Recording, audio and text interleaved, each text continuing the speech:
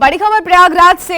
अतीक के करीबी के घर पर आज भी बुलडोजर का एक्शन देखने को मिल रहा है। बुलडोजर के जरिए सफदर अली का घर गिराया जा रहा है। घंटों हो चुके इस कार्रवाई को। सफदर अली के घर के बाहर भारी सुरक्षा की तैनाती की गई है। तस्वीरें लगातार हम आपको दिखा रहे हैं प्रयागराज से। कल भी जफर के घर पर बुलडोजर चला था। अतीक अहमद के वो भी करीबी बताए जा रहे थे और आज भी अतीक अहमद के एक और करीबी रिश्तेदार के घर पर बुलडोजर की कार्रवाई देखने को मिल रही है। हालांकि बार बार हवाला दिया जा रहा है कि ये अवैध निर्माण है, लेकिन मैसेज क्या देने की कोशिश की जा रही है सरकार और प्रशासन की तरफ से वो जाहिर है। प्रयागराज में बुलडोजर का एक्शन बदस्तूर जारी है। तीन जेसीबी की मशीनें लगी हुई हैं लगातार। न्यूज़ 24 आपको ये तस्वीरें दिखा रहा है कि किस तरीके से ये कार्रवाई चल रही है। बाबा का बुलडोजर चल रहा है उत्तर प्रदेश में। कड़ा संदेश है, एक बड़ा मैसेज है कि जो 7 आरोपी अभी भी उमेश पाल हत्याकांड में फरार चल रहे हैं, उनके लिए ये दबिश बढ़ाने की कोशिश की जा रही है, दबिश देने की कोशिश की जा रही है। अशोक तिवारी हमारे सहयोगी लगातार बने हुए हैं मौके से। अशोक, घंटों हो चुके हैं बुलडोजर के एक्शन को, और क्या लग रहा है कितनी देरी की और भी कार्रवाई है, कितनी देर का और भी एक्शन जारी है?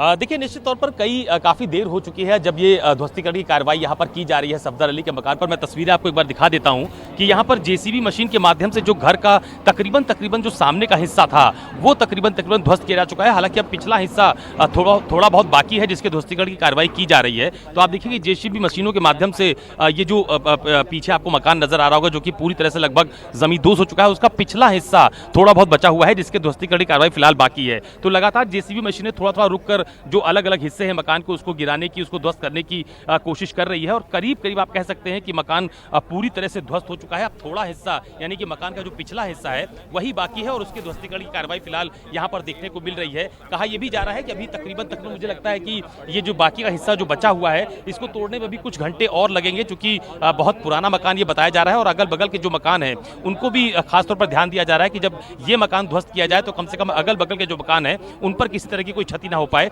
इसी के लिहाज से थोड़ा सिक्योरिटी को भी ध्यान में रखा जा रहा है कि अगल बगल के मकानों का भी कोई नुकसान ना हो। तो करीब जो तस्वीरें सामने आपको दिखाई पड़ रही है उसमें करीब मकान पूरी तरह से ध्वस्त किया जा चुका है, बिल्डिंग पूरी तरह से गिराई जा चुकी है। हालांकि थोड़ा हिस्सा जो बगल के मकान से सटा हुआ आपको तस्वीरों के माध्यम से नजर आ रहा होगा, ये एक हिस्सा बचा है। और इसके अलावा घर का पिछला हिस्सा यानी पीछे की तरफ के जो 2 मंजिल अभी आपको नजर आ रहे होंगे, इनके ध्वस्तीकरण की प्रक्रिया अभी बाकी है। तो लिहाजा थोड़ी देर का रेस्ट अभी जेसीबी मशीन को दिया गया है। उस पर जो चालक है वो आपको तस्वीरों के माध्यम से नजर आ रहे होंगे और उसके बाद जो पिछला हिस्सा है उसको भी तोड़ने का, गिराने की प्रक्रिया को आगे बढ़ाया जाएगा। जी अशोक, हमें ये भी समझाइएगा, लगातार इस तरह की कार्रवाई हम देख रहे हैं, जो एक कोशिश की जा रही है कि जो फरार आरोपी है जल्द से जल्द सरेंडर करे, आत्मसमर्पण करे, क्या कोई वाकई इसका कुछ असर हो सकता है? एक खौफ कायम होगा?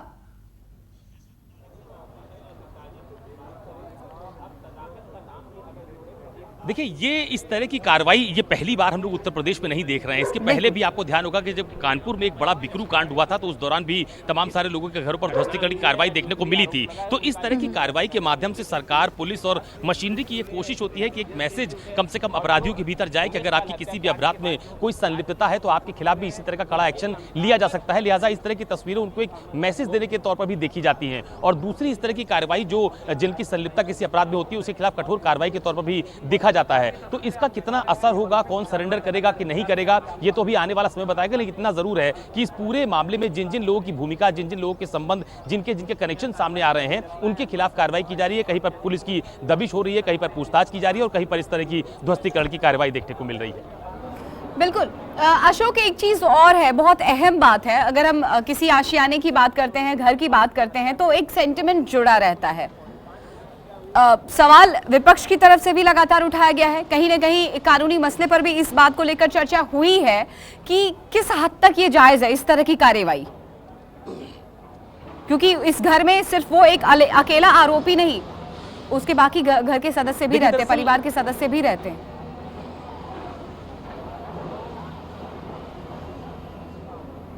बिल्कुल, आज सुबह जब सफदर अली के घर पर पुलिस की टीम और प्रशासन की टीम पहुंची थी तो उनको बाकायदा उस नोटिस के बारे में भी जानकारी दी गई थी और प्रशासन की तरफ से इस बात को लगातार कहा जा रहा है कि ध्वस्तीकरण की कार्रवाई करने से पहले परिवार को नोटिस दिया गया था और जो ध्वस्तीकरण हो रहा है इसके पीछे एक बड़ा तर्क ये दिया जा रहा है कि मानक के अनुरूप ये निर्माण नहीं हुआ था, मानचित्र स्वीकृत नहीं था, अनधिकृत तौर पर ये बिल्डिंग निर्मित की गई थी, लिहाजा ध्वस्तीकरण की कार्रवाई की जा रही है। जो बात आपने उठाई कि सेंटिमेंट्स लोगों के घरों से जुड़े होते हैं तो ये भी सच है। आज सुबह जब जो सफदर अली हैं उनसे भी मेरी बातचीत हो रही थी तो उनकी तरफ से भी ये कहा जा रहा था कि उनकी कोई भूमिका इस पूरे मामले में नहीं है, उनका अतीक अहमद से कोई संबंध नहीं है, लेकिन अब सरकार को इस तरह की कार्रवाई या प्रशासन को इस तरह की कार्रवाई करनी है तो वो कार्रवाई करने के लिए स्वतंत्र है और यही कार्रवाई फिलहाल यहाँ देखने को मिल भी रही है। तो इतना जरूर है कि मामला उमेश पाल हत्याकांड से जुड़ा हुआ है, लेकिन ध्वस्तीकरण की कार्रवाई के पीछे चाहे प्रयागराज विकास प्राधिकरण हो या तमाम सारे प्रशासनिक अधिकारी हो, पुलिस के लोग हों, उनकी तरफ से कहा जा रहा है कि इनका अतीक अहमद से संबंध था, लेकिन मकान का ध्वस्तीकरण सिर्फ इसलिए किया जा रहा है कि यह निर्माण पूरी तरह से अवैध था।